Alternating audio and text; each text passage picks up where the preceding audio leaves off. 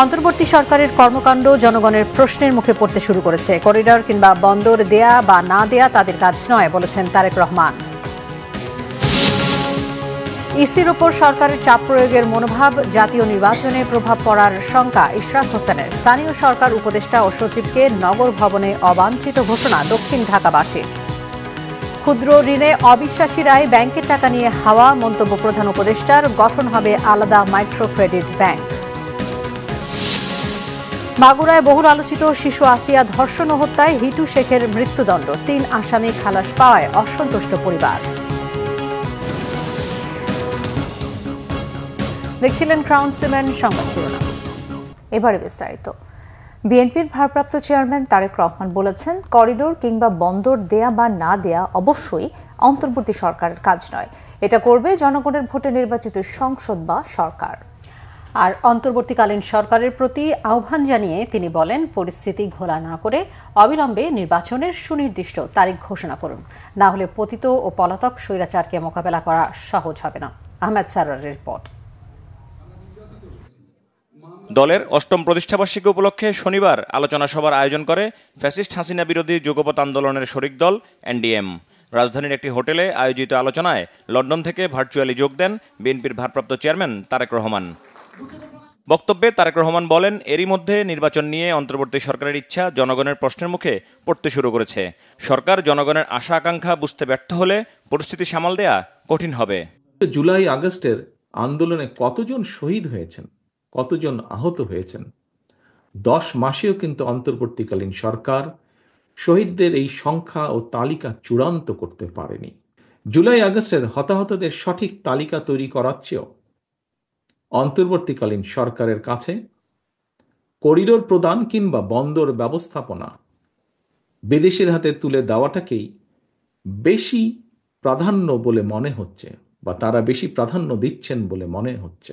আমরা আবারও স্পষ্ট করে জানিয়ে দিতে চাই, করিডোর কিংবা বন্দর দেওয়া না দেওয়ার সিদ্ধান্ত অন্তর্বর্তীকালীন সরকারের অবশ্যই কাজ নয়। এই সিদ্ধান্ত নেবে জনগণের ভোটে নির্বাচিত জাতীয় সংসদ বা জনগণের ভোটে নির্বাচিত সরকার। গণতান্ত্রিক রাজনৈতিক সংস্কৃতি এবং ব্যবস্থাকে উপেক্ষা করে যদি বিরাজনীতিকরণকে উৎসাহিত করা হয়, তাহলে হয়তোবা কোনো ব্যক্তি বিশেষ লাভবান হলেও হতে পারেন, কিন্তু শেষ পর্যন্ত রাষ্ট্র, গণতন্ত্র এবং গণতান্ত্রিকামী জনগণই ক্ষতিগ্রস্ত হয়। তারেক রহমান বলেন, নানা আলোচনা সমালোচনা থাকলেও গণতান্ত্রিক বিশ্বে রাজনীতিবিদরাই সরকার পরিচালনা করেন। তিনি বলেন, অন্তর্বর্তীকালীন সরকারের প্রথম ও প্রধান কাজ হচ্ছে জবাবদিহিমূলক সরকার প্রতিষ্ঠা করা। যদিও গণতন্ত্রকে প্রাতিষ্ঠানিক রূপ দেবার ক্ষেত্রে অন্তর্বর্তীকালীন সরকারের সদিচ্ছা কিংবা সামর্থ্য নিয়ে ইতিমধ্যেই হয়তো জনমনে কিছুটা হতাশার সৃষ্টি হয়েছে। সরকার বরং জাতীয় নির্বাচনের সুনির্দিষ্ট দিন তারিখ ঘোষণাকে সুকৌশলে অল্প সংস্কার, বেশি সংস্কার এ ধরনের একটি অভিনব শর্তের বেড়াজালে বলা যায় আটকে দিয়েছে। বিভিন্ন দাবি দাওয়া নিয়ে আমরা দেখছি প্রতিদিন বিভিন্ন শ্রেণী পেশার মানুষ রাজপথে জড়ো হচ্ছেন। মাত্র 10 মাসের মাথায় সরকারের ভেতরে এবং বাইরেও কিন্তু এক ধরনের অস্থিরতা দৃশ্যমান হতে শুরু করেছে। আমরা মনে করি দেশে এইভাবে অস্থিরতা বাড়লে এই সরকারের পক্ষে পরিস্থিতি সামাল দেওয়া কষ্টসাধ্যই হয়ে পড়বে। সুতরাং অন্তর্বর্তীকালীন সরকারের প্রতি তাদের সক্ষমতা সম্পর্কে আরও সতর্ক হওয়ার আহ্বান জানাই। পরিস্থিতি অযথা ঘোলাটে না করে জাতীয় নির্বাচনের সুস্পষ্ট তারিখ ঘোষণা করুন। জনগণের ভোটে জনগণের কাছে দায়বদ্ধ সরকার প্রতিষ্ঠা করা না গেলে পতিত পলাতক স্বৈরাচারকে মোকাবেলা করা সহজ হবে না। লোভ লাভের প্রলোভন থেকে মুক্ত থেকে অন্তর্বর্তীকালীন সরকার অচিরেই জাতীয় নির্বাচনের তারিখ ঘোষণা করে বাংলাদেশে জনগণের অধিকার প্রতিষ্ঠার দায়িত্ব পালন করবে। অনুষ্ঠানে জুলাই আগস্ট গণ অভ্যুত্থানে আহত বেশ কয়েকজনের হাতে এনডিএম এর পক্ষ থেকে অর্থ সাহায্য তুলে দেওয়া হয়। আহমেদ সারোয়ার, বাংলা ভিশন, ঢাকা। ঢাকা দক্ষিণ সিটি কর্পোরেশনের মেয়র হিসেবে উচ্চ আদালতের রায় পাওয়ার পরও ইশরাক হোসেনকে শপথ গ্রহণে বাধা সৃষ্টি করার সমালোচনা করেছেন তিনি। বলেন, তার শপথ গ্রহণকে কেন্দ্র করে অন্তর্বর্তী সরকার নির্বাচন কমিশনের উপর চাপ প্রয়োগ করছে। এই মনোভাব জাতীয় নির্বাচনের সুষ্ঠু ভোট গ্রহণে বাধা হয়ে দাঁড়াবে বলে শঙ্কা প্রকাশ করেন ইশরাক হোসেন। শপথ নিয়ে সমালোচনাকারীদের সাবেক মেয়র তাপসের দোসর হিসেবে অভিহিত করেন তিনি। শনিবার সন্ধ্যায় জাতীয় প্রেস ক্লাবে জরুরি সংবাদ সম্মেলনে এসব কথা বলেন ইশরাক হোসেন। রিপোর্ট ফরুক বাবুর। জাতীয় প্রেস ক্লাবে সন্ধ্যায় জরুরি সংবাদ সম্মেলনের আয়োজন করেন উচ্চ আদালতের রায়ে ঢাকা দক্ষিণ সিটি কর্পোরেশনের মেয়র হিসেবে নির্বাচিত বিএনপি নেতা ইশরাক হোসেন। এতে তিনি বলেন, আইনের বাধ্যবাধকতাকে সম্মান জানিয়ে আদালতের রায়ের 10 দিনের মধ্যে গেজেট প্রকাশ করেছে নির্বাচন কমিশন, কিন্তু অন্তর্বর্তী সরকারের আইন উপদেষ্টা সেখানে বাদ সেধেছেন। সংবাদ সম্মেলনে ইশরাক হোসেন বলেন, অন্তর্বর্তী সরকার নির্বাচন কমিশনের উপর চাপ প্রয়োগ করছে। এই মনোভাব জাতীয় নির্বাচনে সুষ্ঠু ভোট গ্রহণে বাধা হয়ে দাঁড়াবে বলে শঙ্কা প্রকাশ করেন তিনি। 27 এপ্রিল 2025 তারিখে নির্বাচন কমিশন রায়ের কপিটি হাতে পাওয়ার পর তার যে বাধ্যবাধকতা রয়েছে 10 দিনের মধ্যে গ্যাজেট প্রকাশ করার, সেই গ্যাজেটটি তারা প্রকাশ করে। এখানে আরেকটা ধোঁয়াশা মাঝখানে সৃষ্টি করার চেষ্টা করা হয়েছিল, যখন আইন উপদেষ্টা বললেন যে আমাদের কাছে মতামতের জন্য পাঠানো হয়েছে, যেটি নির্বাচন কমিশনের দরকার নেই, তারা স্বাধীন সাংবিধানিক প্রতিষ্ঠান। পরক্ষণেই তিনি বললেন যে কিন্তু আমাদের মতামত না নিয়েই তারা গ্যাজেটটি করে ফেলেছে। এখন গ্যাজেটটি বা আইনি মতামতের জন্য যে ফাইলটি 5 দিন যাবৎ তার টেবিলে পড়েছিল, সেই বিষয়টি কিন্তু উল্লেখ করা হয় নাই। রায়ের পূর্ণাঙ্গ কপিতে স্পষ্ট লেখা হয়েছে 10 দিনের মধ্যে গ্যাজেট করতে হবে, না হলে তারা কন্টেম্পট অফ কোর্টে পড়ে যেতে পারে। কিন্তু যখন জনগণের সামনে এভাবে উপস্থাপন করা হবে, জনগণ কিন্তু সেটাকে ভিন্নভাবে দেখবে যে গ্যাজেট প্রকাশের 20 দিন হয়ে গিয়েছে, এখন পর্যন্ত আমাকে শপথ গ্রহণ করানোর জন্য কোনো ধরনের পদক্ষেপ বর্তমান সরকার নেয় নাই। ইতিমধ্যেই এই সরকার এক ধরনের হস্তক্ষেপ শুরু করেছে এবং সেটি আগামী জাতীয় নির্বাচনের আগে কি ধরনের প্রভাব ফেলতে পারে সেটা নিয়ে জনগণ এখন শঙ্কিত হয়ে পড়েছে। এদের এই বর্তমান যে অন্তর্বর্তীকালীন সরকারের যে উপদেষ্টা পরিষদ রয়েছেন, এই উপদেষ্টা পরিষদের অধীনে একটি সঠিক, সুস্থ, নিরপেক্ষ জাতীয় নির্বাচন অনুষ্ঠিত হতে পারে কিনা সেটা নিয়ে জনমনে এখন শুধু সন্দেহ। সংবাদ সম্মেলনে সাংবাদিকদের প্রশ্নের উত্তরে ইশরাক হোসেন বলেন, নগর ভবনে চলমান আন্দোলনের সাথে তার কোনো সম্পৃক্ততা নেই। ঢাকা দক্ষিণ সিটির নাগরিকরা তাদের দাবি আদায়ে আন্দোলন করছেন। ধানের শীষের প্রার্থীর প্রতি বৈষম্য করা হচ্ছে, এই মামলাটি ছিল তাপস নৌকার প্রার্থী নুরুল হুদা তাদের বিরুদ্ধে। তো তাদের পক্ষ হয়ে এখন কারা এই মামলায় বাধা দান করতে পারে? তাহলে তো তারা সেই দোসরদেরই লোক হয়ে গেল, তাই না? তো আমি দোষ দিব তাদেরকে, ওই দোসরদেরকে, আমি অন্য কাউকে দোষ দিব না। আমি সকল পক্ষ যারা এখানে রেসপন্সিবল পার্টি রয়েছেন সবাইকে আহ্বান জানাবো, দ্রুততম সময়ের মধ্যে আপনারা রায়টি কার্যকর করেন, রায়টি বাস্তবায়ন করেন। সরকারকে দোষারোপ করছেন না জানিয়ে ইশরাক হোসেন বলেন, সমাধান চান তিনি। শপথ নেয়ার জন্য তিনি প্রস্তুত বলে জানান। ফরুক বাবু, বাংলা ভিশন, ঢাকা। এদিকে আদালতের রায় অনুযায়ী ইশরাক হোসেনকে ঢাকা দক্ষিণ সিটির দায়িত্ব বুঝিয়ে না দেয়ায় স্থানীয় সরকার উপদেষ্টা ও সচিবকে নগর ভবনে অবাঞ্ছিত ঘোষণা করেছে ঢাকাবাসী। আদালতের রায় ও নির্বাচন কমিশনের প্রজ্ঞাপন অবজ্ঞা করে তারা আইন ও সংবিধান অমান্য করেছেন বলেও মন্তব্য করেন বিক্ষোভ কর্মসূচিতে অংশ নেওয়া ব্যক্তিরা। দ্রুত ইশরাক হোসেনকে দায়িত্ব বুঝিয়ে দেওয়ার দাবিতে রবিবার আবারও বিক্ষোভ কর্মসূচি ঘোষণা করা হয়। মিরাজ হোসেন গাজী রিপোর্ট, ক্যামেরায় এম সেলিম। শনিবারের এই কর্মসূচি মূলত বিক্ষোভ মিছিলের, তাই নির্ধারিত সময়ের আগেই নগর ভবনের সামনে সমবেত হতে থাকেন ঢাকা দক্ষিণ সিটি কর্পোরেশনের বিভিন্ন অঞ্চলের ভোটার ও নাগরিকরা। কিছুক্ষণের মধ্যে বঙ্গবাজার থেকে গুলিস্তান সড়কে অবস্থান নিয়ে স্লোগান দিতে থাকেন ঢাকাবাসীর ব্যানারের আন্দোলনকারীরা। সবকিছু ঠিক রাখার জন্য নগরপিতা দরকার।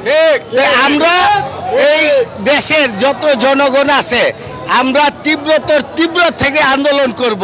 এছাড়া আমরা কোনো এক সুতো পিছপা হবে না। ঢাকার সমস্ত কিছু আমরা বন্ধ করে দিব, ঢাকা দক্ষিণের যা আছে সব বিচ্ছিন্ন করে দিব ঢাকা থেকে। তখন আমরা দেখবো যে ইশাক হোসেন আসবে কি আসবে না। মাননীয় মেয়র ইশাক হোসেনকে শপথ গ্রহণের জন্য অনুষ্ঠান না করবে ওই পর্যন্ত আমরা রাজপথে ছিলাম, রাজপথে আছি। স্থানীয় সরকার মন্ত্রণালয় এবং আইন মন্ত্রণালয় আসিফ মাহমুদ ভুঁইয়া এবং আসিফ নজরুলের যুগ সাজস এবং ষড়যন্ত্রে এই ইশাককে তার শপথ গ্রহণে বাধাবিঘ্ন সৃষ্টি করেছে। এরপর নগর ভবনের সামনে থেকে বিক্ষোভ মিছিল গুলিস্তানের দিকে রওনা হয়।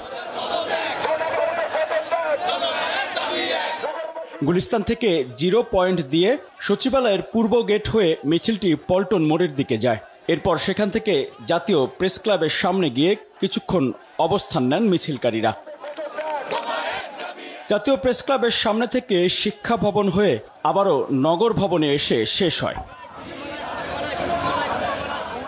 আমরা যেরকম খোকা পরিবারকে ভালোবাসি, সেই রকম বর্তমানের আইডল যে আইকন ইঞ্জিনিয়ার ইশরাক, তার প্রতি আমাদের ভালোবাসা। সে রাজপথের যেভাবে সৈনিকদের কর্মীদেরকে ছিনে নিয়ে আসে, আমরা তার জন্য জান দিতে প্রস্তুত। উপদেষ্টা হতে শুরু করে যারা আছেন এই সরকারের আমলেও আমরা কোর্টের রায়ে জিতেছি এবং এই সরকারও আমাদের সাথে বৈষম্যের আচরণ করছে। সরকারের দুরভিসন্ধিমূলক কোনো আচরণ এখানে পরিলক্ষিত হয় বলে আমরা মনে করি এবং আমরা এই শপথ নিয়ে তালবানা কোনোভাবেই বরদাস্ত করতে চাই না। বিক্ষোভ মিছিল শেষে নগর ভবনের প্রধান ফটকে সংক্ষিপ্ত সমাবেশে নতুন কর্মসূচি ঘোষণা করেন ঢাকাবাসী সংগঠনের সদস্যরা। আসিফ মাহমুদ সজীব ভুঁইয়াকে ঢাকা সিটি কর্পোরেশনে অবাঞ্ছিত ঘোষণা করলাম। একই সাথে তার সচিব, স্থানীয় সরকার বিভাগের সচিব গণতন্ত্রের পথে বাধা দেওয়ায় সজীব ভুঁইয়াকে অপ্রাসঙ্গিক বেআইনি সহায়তা দেওয়ায় জনাব রেজাউল মাকসুদ জাহিদিকেও ঢাকা সিটি কর্পোরেশনে অবাঞ্ছিত ঘোষণা করা হলো। আমরা তাদেরকে যেখানে যেভাবে পাব, আমরা তাদেরকে সেখানে সেভাবে প্রতিহত করব। আপনারা সকলে ভালো থাকবেন। আমরা আগামী দিন আবার সকাল 10টায় এখানে সমবেত হব।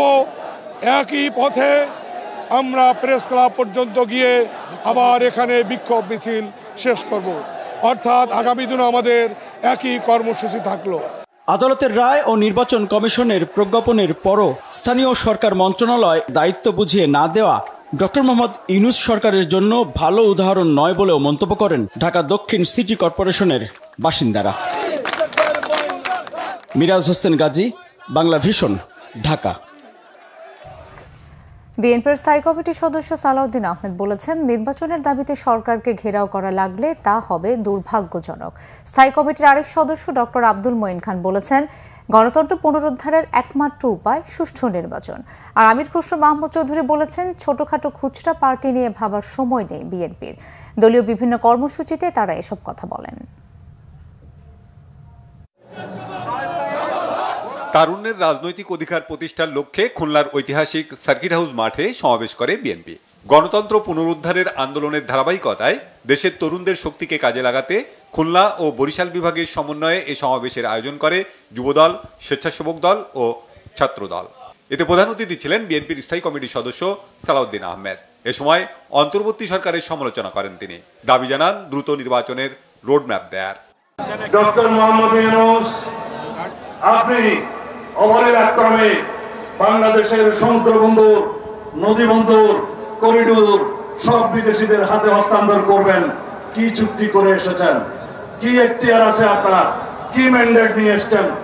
আপনার একমাত্র ম্যান্ডেট বাংলাদেশে একটি সাধারণ নির্বাচন অনুষ্ঠান করা। যদি কোনোদিন নির্বাচনের দাবিতে এই অন্তর্বর্তীকালীন সরকারকে ঘেরাও করতে হয়, তা হবে আমাদের জাতির জন্য একটি দুর্ভাগ্য। এদিকে চট্টগ্রামের দলীয় কার্যালয়ের সামনে বিএনপির সদস্য নবায়ন কার্যক্রমের উদ্বোধন করেন দলের স্থায়ী কমিটির আরেক সদস্য আমির খসরু মাহমুদ চৌধুরী। এ সময় তিনি বলেন, আওয়ামী লীগের চিহ্নিত দোসর এবং সমাজে অগ্রহণযোগ্য ব্যক্তিদের বিএনপির সদস্য করা যাবে না। যারা সমাজে চাঁদাবাজ হিসেবে, দুর্নীতিবাজ হিসাবে, যারা সমাজের অসামাজিক কাজে লিপ্ত, যাদের জনগণের গ্রহণযোগ্যতা নাই, যাদের এই লোকগুলোকে যথাসম্ভব বাইরে রাখার চেষ্টা করবেন। তারেক রহমান সাহেবের নির্দেশনায় আমরা যেভাবে আন্দোলনে সফল হয়েছি, আজকে ওনার নির্দেশনায় আমরা এইভাবে প্রত্যেকটি পদক্ষেপ যদি আমরা দিতে পারি, এই খুচরা পার্টি এখানে সেখানে যারা আছে এগুলো তাদের মতো করে আসবে আর যাবে। অন্যদিকে জাতীয়তাবাদী বাউল দলের 18তম প্রতিষ্ঠাবার্ষিকী উপলক্ষে বিএনপির প্রতিষ্ঠাতা শহীদ রাষ্ট্রপতি জিয়াউর রহমানের সমাধিতে শ্রদ্ধা জানান বিএনপির স্থায়ী কমিটির সদস্য ডক্টর আব্দুল মঈন খান। এ সময় তিনি বলেন, সব গণতন্ত্রকামী মানুষকে সঙ্গে নিয়ে দেশ গড়তে চায় বিএনপি। আজকে আমরা গণতন্ত্রের জন্য কাজ করে যাচ্ছি এবং সেই গণতন্ত্রকে বাংলাদেশে ফিরিয়ে আনতে হবে এবং সেটা আনতে হবে যত দ্রুত সম্ভব। মঈন খান আরো বলেন, গণতন্ত্র পুনরুদ্ধারের একমাত্র উপায় হলো দ্রুত ও সুষ্ঠু জাতীয় নির্বাচন। Banglavision news desk. অন্তর্বর্তী সরকার তাদের ঘোষিত সময় পর্যন্ত টিকতে পারবে কিনা সংশয় প্রকাশ করেছেন আমার দেশ সম্পাদক মাহমুদুর রহমান। এই সরকার তাড়াহুড়ো করে নির্বাচন দিয়ে চলে যেতে পারে বলেও সন্দেহ তার। এদিকে 24-এর কৃতিত্বের ওপর যেন কোনো দখলদারিত্ব না চলে সেজন্য সবাইকে সজাগ থাকার আহ্বান জানিয়েছেন এনসিপির শীর্ষ নেতা হাসনাত আব্দুল্লাহ। কল্যাণমূলক রাষ্ট্র গঠনের পথে কিছু বাধা দেখছেন বলেও জানান তিনি। রিপোর্ট নাবিল জাহাঙ্গীরের। শনিবার দুপুরে আমার দেশ কার্যালয়ে 36 জুলাই ছাত্র জনতার অভ্যুত্থান 2024 বইয়ের মোড়ক উন্মোচন করেন পত্রিকাটির সম্পাদক মাহমুদুর রহমান। 5 আগস্ট পরবর্তীতে ফ্যাসিবাদ বিরোধী শক্তিগুলোর অনৈক্যের সমালোচনা করেন তিনি। প্রশ্ন তোলেন অন্তর্বর্তী সরকারের টিকে থাকার সক্ষমতা নিয়ে।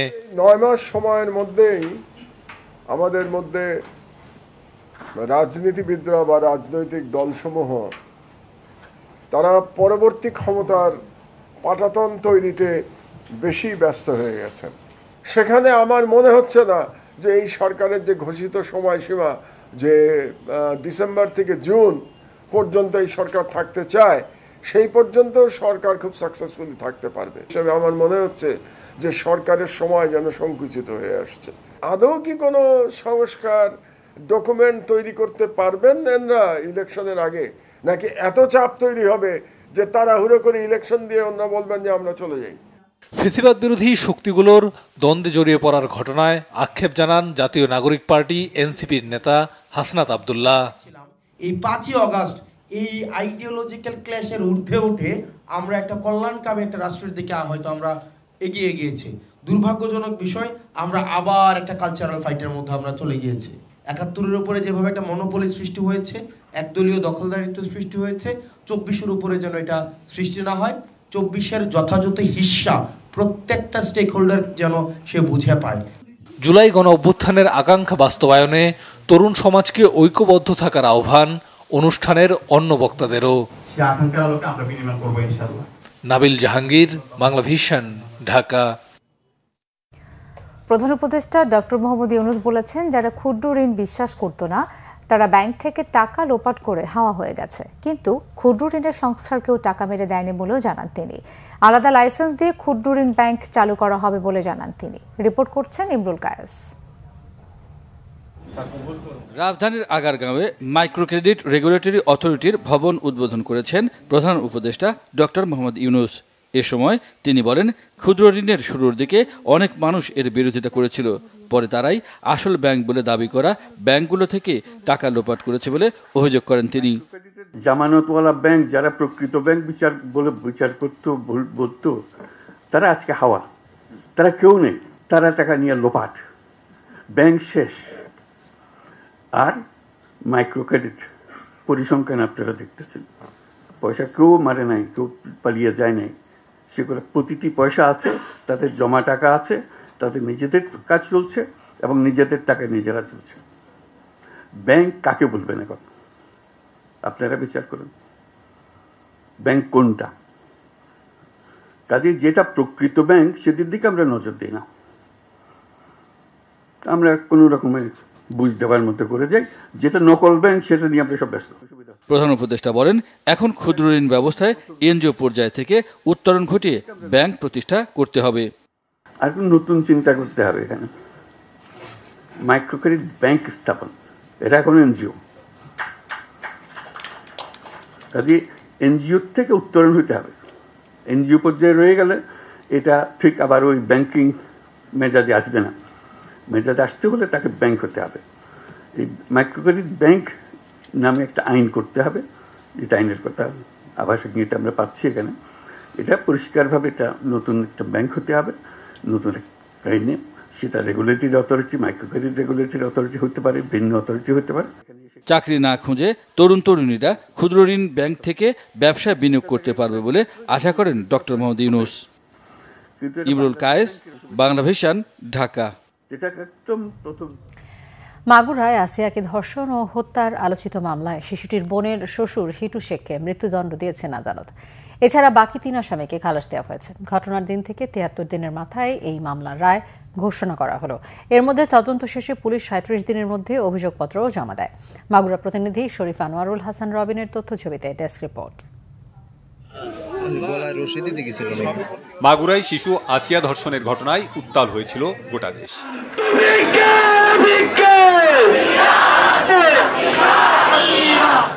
শনিবার সকালে আদালতে হাজির করা হয় ধর্ষণ ও হত্যার আলোচিত এ মামলার আসামিদের। মাগুরা নারী ও শিশু নির্যাতন দমন ট্রাইব্যুনালের বিচারক এম জাহিদ হাসান তাদের উপস্থিতিতে এ মামলার রায় ঘোষণা করেন।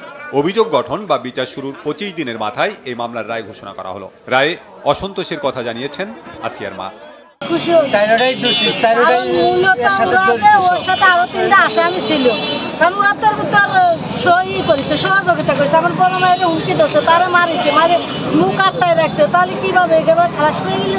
রায় সন্তোষ প্রকাশ করেছেন রাষ্ট্রপক্ষের আইনজীবীরা। রায় পর্যালোচনা করে খালাসপ্রাপ্তদের বিরুদ্ধে প্রয়োজনে আপিল করার কথা জানিয়েছেন তারা। এখন থেকে 30 দিনের ভিতরে তারা উচ্চ আদালতে আপিলের সুযোগ পাবে। যদি মহামান্য হাইকোর্টে তাদের আদেশ বহাল থাকে তারা সুপ্রিম কোর্টে যেতে পারবে এবং সুপ্রিম কোর্ট অ্যাপিলেট ডিভিশনে চূড়ান্ত রায় হওয়ার পরে 7 দিনের মধ্যে সেই আদেশ কার্যকরী। গা শিহরে ওঠে যে একজন 8 বছর বয়সী শিশুকে কিভাবে তিনি ধর্ষণ করেছেন এবং তার ফলশ্রুতিতে কিভাবে তার মৃত্যু হলো। কাজেই আগামীতে এই জাতীয় কোনো অপরাধ যেন সংগঠন করতে না পারেন, বিশেষ করে কোনো যৌন অপরাধ যেন কেউ করতে না পারেন, সেই ব্যাপারে রাষ্ট্রের পক্ষ থেকে সর্বোচ্চ আইনি ব্যবস্থা গ্রহণ করা হবে। উচ্চ আদালতে যাওয়ার কথা জানিয়েছেন আসামি পক্ষের আইনজীবী। আজকে রায়তে 1 নম্বর আসামি হিটু শেখের ফাঁসি হয়েছে এবং অন্যান্য আসামিদের খালাস হয়েছে। এই ব্যাপারে যদি আসামি পক্ষ চায় তাহলে অবশ্যই আমরা পদক্ষেপ নেব এবং উচ্চতর আদালতে যাব। আপনি কি খুশি না খুশি বলেন একটু।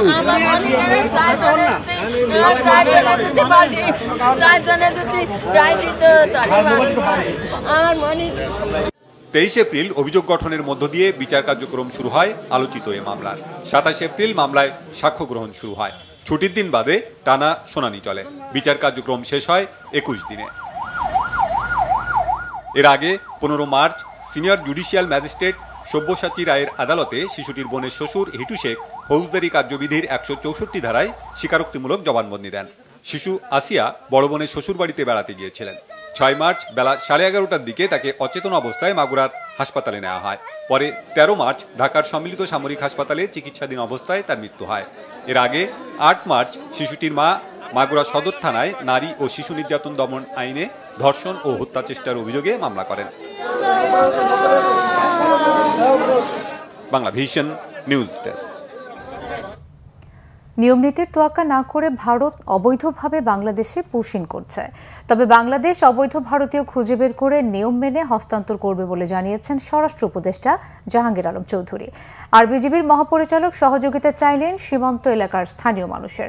ভারতের অবৈধ পুশিং রুখতে জোরদার করা হয়েছে সীমান্তের নিরাপত্তা। বাংলাদেশের 3য় ভাসমান বিওপি উদ্বোধন শেষে এসব তথ্য জানান তারা। রিপোর্ট এসএম ফয়েজের। গহীন অরণ্যে সীমান্ত সুরক্ষা, চোরাচালান দমন, মাদক পাচার রোধ, অবৈধ অনুপ্রবেশ, নারী ও শিশু পাচার সহ সীমান্তে যে কোনো অপরাধ রুখতে ভাসমান বিওপির উদ্বোধন করেন স্বরাষ্ট্র উপদেষ্টা জাহাঙ্গীর আলম চৌধুরী। পরে কথা বলেন সাংবাদিকদের সাথে, জানান ভারত অবৈধভাবে বাংলাদেশে পুশিং করছে, যা আন্তর্জাতিক আইন বিরোধী।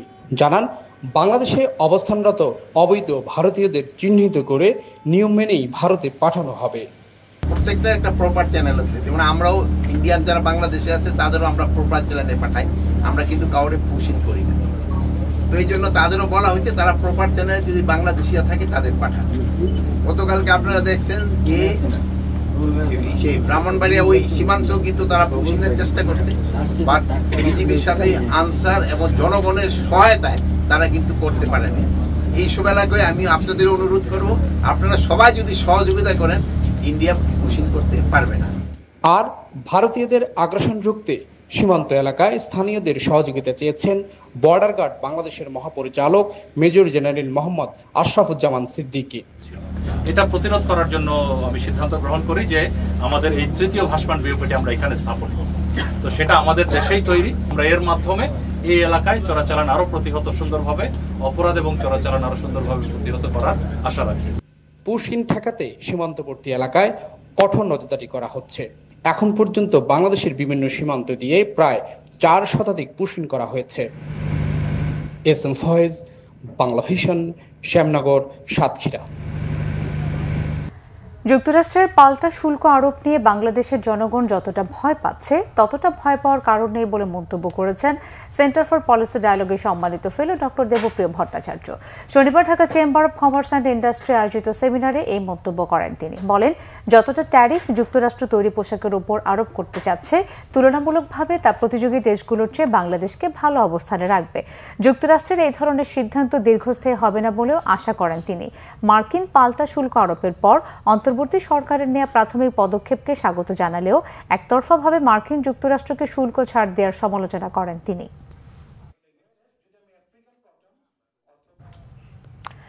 7 দিনের মধ্যে ঢাকা বিশ্ববিদ্যালয়ের শিক্ষার্থী শাহরিয়ার আলম শাম্য হত্যার রহস্য উদ্ঘাটন করা হবে বলে জানিয়েছেন ডিএমপি কমিশনার শেখ মোহাম্মদ সাজ্জাদ আলী। শাম্য হত্যার তদন্তের অগ্রগতি ও ক্যাম্পাসের নিরাপত্তা নিয়ে শনিবার বিকেলে ঢাকা বিশ্ববিদ্যালয়ের ভিসি লাউঞ্জে উপাচার্য অধ্যাপক নিয়াজ আহমদ খানের সঙ্গে পুলিশ কমিশনারের সভা হয়। উপাচার্য সভা শেষে বলেন, এই হত্যাকাণ্ডের ঘটনায় বিশ্ববিদ্যালয়ের 7 সদস্যের তদন্ত কমিটি 19 মের মধ্যে প্রতিবেদন জমা দেবে। এ নিয়ে রবিবার স্বরাষ্ট্র উপদেষ্টার সাথে বৈঠক হবে বলেও জানান তিনি। বিশ্ববিদ্যালয়ে বহিরাগত কমানো ও ক্যাম্পাসের জন্য আলাদা পুলিশিং নিশ্চিতে আলোচনা চলছে বলেও জানান উপাচার্য। আজ এক সেমিনারের বক্তারা বলেছেন, আওয়ামী লীগ আমলে পরিবেশ রক্ষার চেয়ে ধ্বংস হয়েছে বেশি। বর্তমান সরকারও পরিবেশের কল্যাণে তেমন দৃশ্যমান কাজ করছে না। শনিবার সকালে ঢাকা রিপোর্টার্স ইউনিটিতে ওই সেমিনারের আয়োজন করা হয়। বক্তাদের দাবি, পরিবেশ রক্ষায় সরকারের জবাবদিহিতা থাকতে হবে, টাকার বিনিময়ে পরিবেশের ছাড়পত্র দেওয়া যাবে না।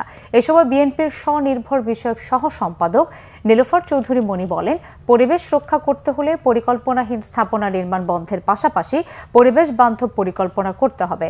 ঢাকাসহ আশেপাশের কিছু এলাকাকে বিশেষ আইন তৈরি করে ইকোলজিক্যাল বাফার জোন তৈরি করা দরকার বলে মনে করেন গণসংহতি আন্দোলনের প্রধান সমন্বয়ক জোনায়েদ সাকিব।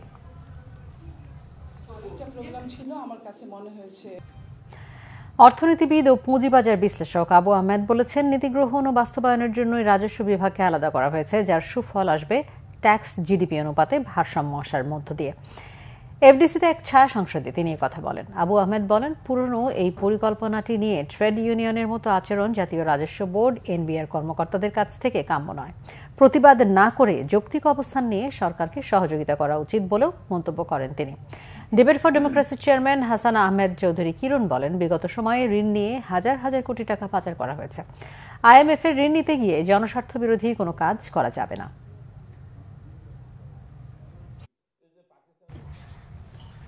বিএনপির সিনিয়র যুগ্ম মহাসচিব অ্যাডভোকেট রুহুল কবির রিজভী বলেছেন, নির্বাচন কমিশন কখন তফসিল ঘোষণা করবে জাতি তা জানতে চায়। বিকেলে নরসিংদী জেলার মনোহরদী উপজেলার হাতিরদিয়া সাদত আলী আদর্শ উচ্চ বিদ্যালয় মাঠে আরাফাত রহমান কোকো স্মৃতি গোল্ড কাপ ফুটবল টুর্নামেন্টে প্রধান অতিথির বক্তব্যে তিনি কথা বলেন। সরকারের উদ্দেশ্যে রিজভী আরও বলেন, সংস্কার কিভাবে করবে অন্তর্বর্তী সরকার। সংস্কার তো 400 বছরের পুরনো বটগাছের মতো এক জায়গায় দাঁড়িয়ে থাকে না। এখন যে কাজগুলো আটকে আছে, নির্বাচিত সরকার থাকলে তা করতে পারত।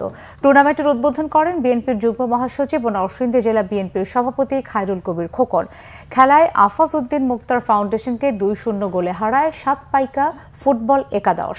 উদ্বোধনী অনুষ্ঠানে উপস্থিত ছিলেন ছাত্রদলের সাবেক কেন্দ্রীয় সভাপতি ও বিএনপির কেন্দ্রীয় সহ স্বেচ্ছাসেবক বিষয়ক সম্পাদক আব্দুল কাদের ভূঁইয়া জুয়েল, নরসিংদী জেলা বিএনপির সাবেক সাধারণ সম্পাদক তোফাজ্জল হোসেন মাস্টার, ছাত্রদলের কেন্দ্রীয় কমিটির সাবেক ভারপ্রাপ্ত সভাপতি রাশেদ ইকবাল খান, সাধারণ সম্পাদক আকরামুল হাসান মিন্টু, ইকবাল হোসেন শ্যামল, ডাক্তার জাহিদুল কবির, ডাক্তার তৌহিদুর রহমান আউয়াল, নরসিংদী জেলা যুবদলের সভাপতি মহসিন হোসেন বিদ্যুৎ, ছাত্রদলের সভাপতি সিদ্দিকুর রহমান নাহিদ, মনোহরদী উপজেলা বিএনপির সাবেক সাধারণ সম্পাদক ও সাবেক পৌর মেয়র আব্দুল খালেক মিয়া, উপজেলা বিএনপির যুগ্ম আহ্বায়ক মাহমুদুল হক ও সাবেক সাংগঠনিক সম্পাদক AKM বাসেদ মোল্লা ভুট্টু সহ বিএনপি ও দলীয় অঙ্গ সংগঠনের নেতৃবৃন্দ। সিপিবির সাবেক সভাপতি মুজাহিদুল ইসলাম সেলিম বলেছেন, অন্তর্বর্তী সরকারের কাজ হচ্ছে অবাধ ও সুষ্ঠু একটি নির্বাচন আয়োজন করা। দীর্ঘমেয়াদী সংস্কারের কাজ তাদের নয়, এ কাজ নির্বাচিত সরকারের। জাতীয় প্রেস ক্লাবে শিক্ষক নেতা ও রাজনীতিবিদ মোহাম্মদ আতাউর রহমান ভূঁইয়ার স্মরণে প্রকাশিত বইয়ের মোড়ক উন্মোচন অনুষ্ঠানে তিনি একথা বলেন। বইটি লিখেছেন ঢাকা বিশ্ববিদ্যালয়ের সাবেক সিনেট সদস্য ও শিক্ষক নেতা রঞ্জিত কুমার সাহা। অনুষ্ঠানে প্রধান অতিথি ছিলেন অধ্যাপক ডক্টর সৈয়দ আনোয়ার হোসেন। আলোচক ছিলেন মহিলা পরিষদের সভাপতি ডক্টর ফাউজিয়া মোসলেম, অধ্যক্ষ শেখ কাউসার আহমেদ, বুয়েটের অধ্যাপক ডক্টর রিয়াজ হাসান খন্দকার, প্রবীণ সাংবাদিক কার্তিক চ্যাটার্জি ও সাংবাদিক বাসুদেব ধর। অনুষ্ঠানে সভাপতিত্ব করেন অ্যাডভোকেট SMA সবুর। বক্তব্য রাখেন নিখিল প্রকাশনের ব্যবস্থাপক নিখিল চন্দ্রশীল। রাজনীতিবিদ ও শিক্ষক নেতা মরহুম আতাউর রহমান ভূঁইয়ার স্মৃতিচারণ করে বক্তারা বলেন, রাজনৈতিক অঙ্গনে ত্যাগ, তিতিক্ষা ও গণমানুষের পক্ষে আজীবন কাজ করেছেন এবং শিক্ষকতা পেশাকেও তিনি মহিমান্বিত করে গেছেন। প্রধান অতিথির বক্তব্যে ইতিহাসবিদ অধ্যাপক ডক্টর সৈয়দ আনোয়ার হোসেন বলেন, দেশের এই সময়ে তার মতো এমন মহৎ ব্যক্তির খুবই প্রয়োজন ছিল। আরো কিছু খবর নিয়ে একটা ডেস্ক রিপোর্ট। জাতীয় সঙ্গীত প্রসঙ্গে আলোচনা সভা করেছে জাস্টিস মুভমেন্ট। অনুষ্ঠানে প্রধান আলোচক হিসেবে ছিলেন বিশিষ্ট আলেম ও গবেষক আব্দুল্লাহ বিন আব্দুর রাজ্জাক। এ সময় বক্তারা গণভোটের মাধ্যমে জনমত যাচাই বাছাই করে জাতীয় সঙ্গীত পরিবর্তনের জন্য সরকারের প্রতি আহ্বান জানান। বিভিন্ন দেশে জাতীয় সঙ্গীত পরিবর্তন হয়েছে। কোরবানির পশুর চামড়া ন্যায্য মূল্যে নির্ধারণের দাবিতে মতবিনিময় সভা হয়েছে ঢাকা রিপোর্টার্স ইউনিটি মিলনায়তনে। মুফতি আবদুল্লাহ ইয়াহিয়া এর সভাপতিত্বে মুফতি আফজাল হোসেনের সঞ্চালনায় অনুষ্ঠানে উপস্থিত ছিলেন মুফতি আব্দুল কাইয়ুম সুবহানি, মাওলানা মহিউদ্দিন রাব্বানি, মুফতি খোরশেদ আলম কাশেমি, মুফতি মাসুম আহমেদ, মাওলানা আতিকুর রহমান আতিক সহ অন্যরা। সাবেক এক পুলিশ কনস্টেবলের বিরুদ্ধে জমি দখলের অভিযোগ করেছেন ভুক্তভোগীরা। রাজধানীতে ক্রাইমস রিপোর্টার্স অ্যাসোসিয়েশন মিলনায়তনে সংবাদ সম্মেলনে 149টি পরিবারের পক্ষ থেকে বলা হয়, আবাসনের ব্যবসার আড়ালে জালিয়াতি করে জমি দখল করা হয়েছে। এ সময় ভুক্তভোগীরা অভিযুক্তের বিরুদ্ধে ব্যবস্থা নেওয়ার দাবি জানান। Banglavision news desk. আন্তর্জাতিক। ভারতের উত্তরপ্রদেশের মথুরা থেকে 90 জন বাংলাদেশিকে অবৈধ দাবি করে আটক করেছে দেশটির আইন শৃঙ্খলা বাহিনী। শুক্রবার স্থানীয় নহজিল থানার খাসপুর গ্রামের ইটভাটা এলাকা থেকে পুলিশ তাদের আটক করে। স্থানীয় প্রশাসন জানিয়েছে, অবৈধ অভিবাসী অভিযানের সময় স্থানীয় কিছু ইটভাটায় তল্লাশি চালানো হয়। সেখান থেকে 35 জন পুরুষ, 27 জন নারী এবং 18 জন শিশুকে আটক করা হয়। আটক ব্যক্তিরা গত 4 মাস ধরে ওই ইটভাটায় কাজ করছিলেন। এই অভিযানে শুরু হয় মথুরায় অবৈধভাবে বসবাসকারী পাকিস্তানি ও বাংলাদেশিদের বিরুদ্ধে ব্যবস্থা নেওয়ার জন্য স্থানীয় সরকারের কাছ থেকে নির্দেশনা পাওয়ার পর ওই অভিযান চালানো হয়।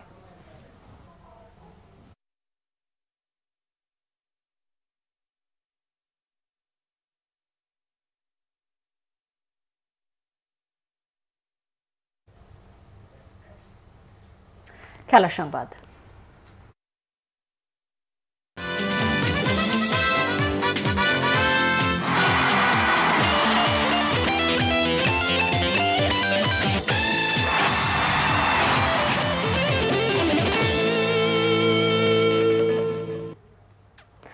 ফুটবল। সাফ অনূর্ধ্ব 19 ফুটবলের শিরোপা নির্ধারণী লড়াই কাল। প্রতিপক্ষ বাংলাদেশ ও স্বাগতিক ভারত।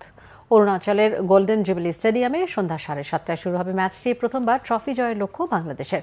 শিরোপা ধরে রাখার আশা বর্তমান চ্যাম্পিয়ন ভারতের। মানিক মাহমুদের রিপোর্ট। যদি লক্ষ্য থাকে অটুট, বিশ্বাস হৃদয়ে, দেখা হবে বিজয়। যুব সাফে বিজয়ের শিরোপা থেকে মাত্র 1 ধাপ দূরে লাল সবুজের বাংলাদেশ।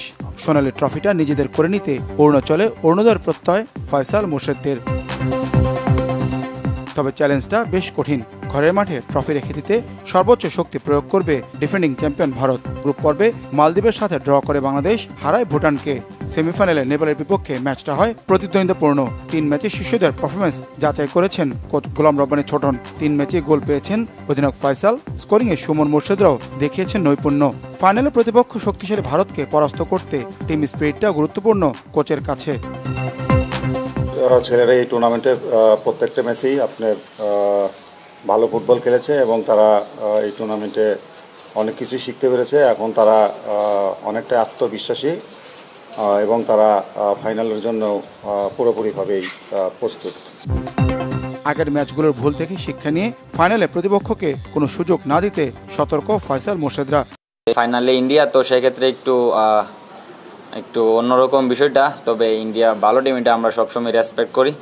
বাট আমরা এসেছি আমাদের লক্ষ্য পূরণ করার জন্য। তো আমরা আমাদের দিক থেকে 100% এফোর্ট দেওয়ার চেষ্টা করবো এবং আমরা আমাদের লক্ষ্য পূরণ করার চেষ্টা করবো ইনশাল্লাহ। ঘরের মাঠে সুবিধা থাকলেও বাংলাদেশকে সমীহ করে ম্যাচের পরিকল্পনা সাজিয়েছে Bharat. We know how good they are and they have shown good character in the game, especially in the semi-finals, beating Nepal. And we respect that and we will prepare from our side and get ourselves ready and make sure we give best efforts in the finals. গত বছর নেপালে সাফ অনূর্ধ্ব-20 ফুটবলের শিরোপা জিতেছিল বাংলাদেশ। দক্ষিণ Asia অঞ্চলের যুব পর্যায়ে যা ছিল প্রথম সাফল্য। এবার অনূর্ধ্ব-19 সাফে প্রথম শিরোপার হাতছানি ফয়সালদের সামনে। Manik Mahmud, Bangla vision, sports desk. সংবাদ শেষ করব ক্রাউন সিমেন্ট শিরোনামগুলো আরো একবার জানিয়ে।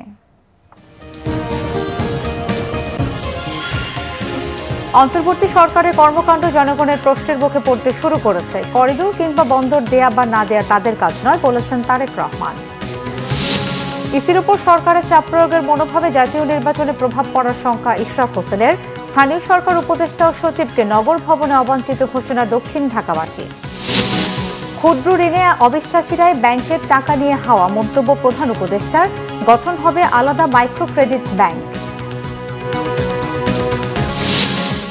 মাগুরায় বহুল আলোচিত শিশু আসিয়া ধর্ষণ ও হত্যায় মিঠু শেখের মৃত্যুদণ্ড। 3 আসামি খালাস পাওয়ায় অসন্তুষ্ট পরিবার।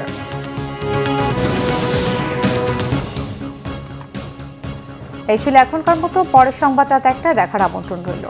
এছাড়া বাংলা ভিশন সংবাদ সংশ্লিষ্ট অনুষ্ঠান দেখতে ভিজিট করুন www.bbnews24.com ও facebook.com/banglavishnnews এবং সাবস্ক্রাইব করুন youtube.com/banglavishnnews। ধন্যবাদ। শুভরাত্রি।